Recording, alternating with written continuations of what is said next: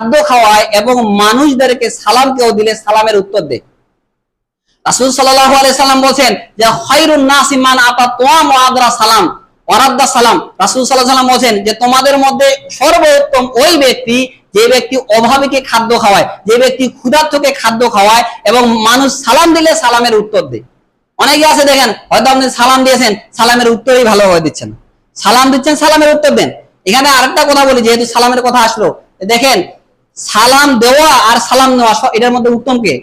রাসূল সাল্লাল্লাহু আলাইহি সাল্লাম বলেন যে ব্যক্তি আগে সালাম দেয় ওই ব্যক্তি হচ্ছে সর্বোত্তম। আপনি দেখা গেল আসসালামু আলাইকুম ওয়া রাহমাতুল্লাহ, ভাই কেমন আছেন, আপনি আগে সালাম দিলেন, আপনি সর্বোত্তম। ছোট ছোট বাচ্চা রয়েছে, রাসূল সাল্লাল্লাহু আলাইহি সাল্লাম এদেরকেও সালাম দিলেন। অনেকে এখন চিন্তা করে আমি এত বড় মানুষ, আমি এত বড় আলেম হয়ে গেছি, আমি কেন ছোট বাচ্চাদেরকে সালাম দেবো? এটা সুন্নাত। আল্লাহ সাল্লাম যদি কোনো জায়গা দিয়ে হেঁটে যাইতেন, ওই জায়গায় যদি বাচ্চারা থাকতো, রাসূল সাল্লাল্লাহু আলাইহি সাল্লাম সালাম দিয়ে যাইতেন। চিন্তা করেছেন পৃথিবীর সর্বশ্রেষ্ঠ মানুষ মুহাম্মদ রাসূলুল্লাহ সাল্লাল্লাহু আলাইহি সাল্লাম বাচ্চাদেরকে সালাম দিয়ে যাচ্ছে। আর আজকে কোনো বাচ্চা দেখা হলে আপনি সালাম দেন না, আপনি সালাম দেন, ও তো আপনার কাছ থেকেই শিখবে।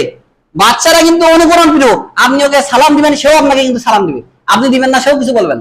আপনি বাসায় যাচ্ছেন, আপনার সন্তানকে সালাম দেন, আপনার ছেলেকে সালাম দেন, আপনার মেয়েকে সালাম দেন, আপনার স্ত্রীকে সালাম দেন, তাহলে তো আপনার কাছ থেকে তারা শিখবে। আজকে দেখেন প্রায় কোন দেখছেন মহিলা মানুষ, বিশেষ করে গ্রামের, আমি দেখি না যে তাদের স্বামীকে সালাম দেয়। বিশেষ করে ছেলেরা দেখেন প্রায় দেখেন শিক্ষককে সালাম দিচ্ছে, আরো কত মানুষকে সালাম দিচ্ছে, কিন্তু নিজের পিতাকে সালাম দেয় না।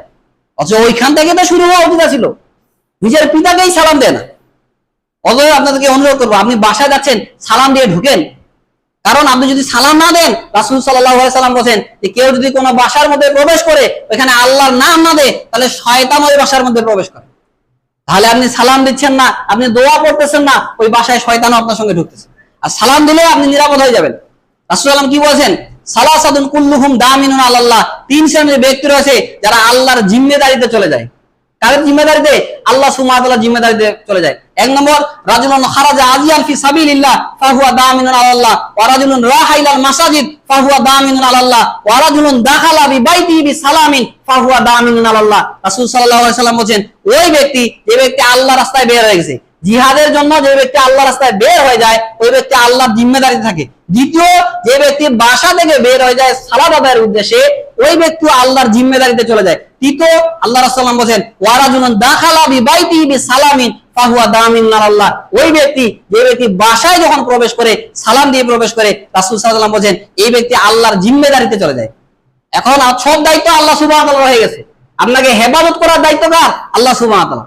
এখানে বাসায় যখন প্রবেশ করবেন সালাম দিয়ে প্রবেশ করবেন, দোয়া আছে বিসমিল্লাহি ওয়ালাজনা ওয়া বিসমিল্লাহি খারাজনা ওয়া আলাল্লাহি রাব্বিনা তাওয়াক্কালনা, এগুলো দোয়া পড়বেন, পড়ে তারপরে ঢুকবেন। এমনিতে আপনি ঢুকে যাচ্ছেন। একটা হিন্দু বাসায় ঢুকে সালামও দেয় না, দোয়াও পড়ে না, আর আপনি মুসলমান সালামও দেন না, দোয়া পড়েন না, তাহলে পার্থক্যটা কি থাকলো? আপনি যখন আপনার সন্তানকে সালাম দিবেন, সেও আপনাকে কিন্তু সালাম দিবে। তো যে কথা বলতেছিলাম, সম্মানিত উপস্থিতি, যে মানুষকে বেশি বেশি করে সালাম দিবেন। দেখেন রাসূল সাল্লাল্লাহু আলাইহি সাল্লাম বলেন ইয়া আইয়ুহান নাস আফশুস সালাম ওয়া তুতিউমুত তুআম ওয়াসিলুল আরহাম ওয়াসাল্লু বিল লাইলি ওয়ান নাসু নিয়াম তাদখুলুল জান্নাতা বিসালাম। আবু সালামা রাদিয়াল্লাহু আনহু হাদিসে বলতো রাসূলুল্লাহ বলেন আফশুস সালাম, তোমরা মানুষকে বেশি বেশি করে সালাম দিবে। মানুষকে আপনি যত বেশি সালাম দিবেন, আপনি নিরাপদে থেকে যাবেন। একজন মুসলমান ভাইকে আপনি সালাম দিবেন, আপনি নিরাপদ। আল্লাহ সাল্লাম বলেন সালাম দিবা, নিরাপদে থাকি যাবা, হিংসা বিদ্বেষ এগুলো দূর হয়ে যাবে। কিন্তু আজকে দেখেন সালামও দেয় না। আরেকটা বিষয় আফসোস, দেখেন আজকে বর্তমান সময়ে মুসলমানদেরকে চিনাই যায় না যে মুসলিম না হিন্দু। একজন মুসলমানের তো পরিচয় থাকবে, আপনার মাথায় না হয় টুপি থাকবে, না হয় দাড়ি থাকবে, এরকম তো থাকবে, কিন্তু আপনাকে কিছুই দেখা যায় না। হিন্দুদের যেমন চেহারা, আপনারও এরকম চেহারা। মারা যাওয়ার পরে ফেরেশতা যদি আপনাকে বলে যে কি অবস্থা আব্দুর রহমান, চেহারা চিনা যায় না কেন? হিন্দু না মুসলমান, চেহারাই তো চিনা যায় না তোমার, তাহলে আপনি কি জবাব দিবেন? চিন্তা করেন।